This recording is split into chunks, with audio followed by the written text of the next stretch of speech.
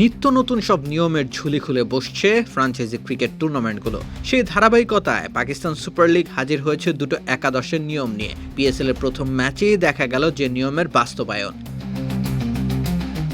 উদ্বোধনী ম্যাচে শাহিন শাহ আফ্রিদি আর Marnus Labuschagne যখন টস করতে নামলেন তখন তাদের হাতে ছিল দুটি করে সম্ভাব্য একাদশ।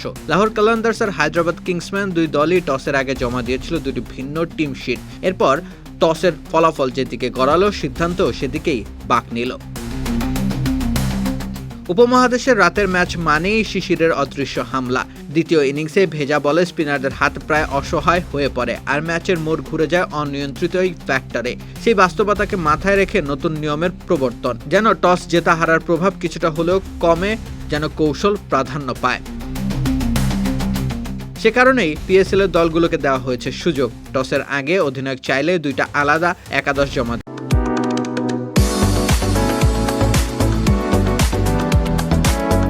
দিতে পারবেন। টস হয়ে গেলে পরিস্থিতি বুঝে সেই দুটির মধ্যে থেকে একটি বেছে নিতে হবে। একবার চূড়ান্ত করে ফেললে আর পিছু হটার সুযোগ নেই। প্রতিপক্ষের অনুমতি ছাড়া একাদশে হাত দেওয়া নিষিদ্ধ।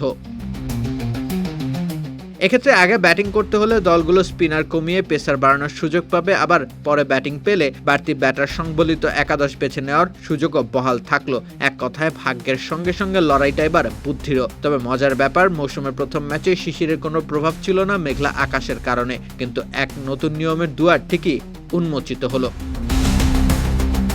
রাকিব হোসেন রুম্মান, খেলা ৭১।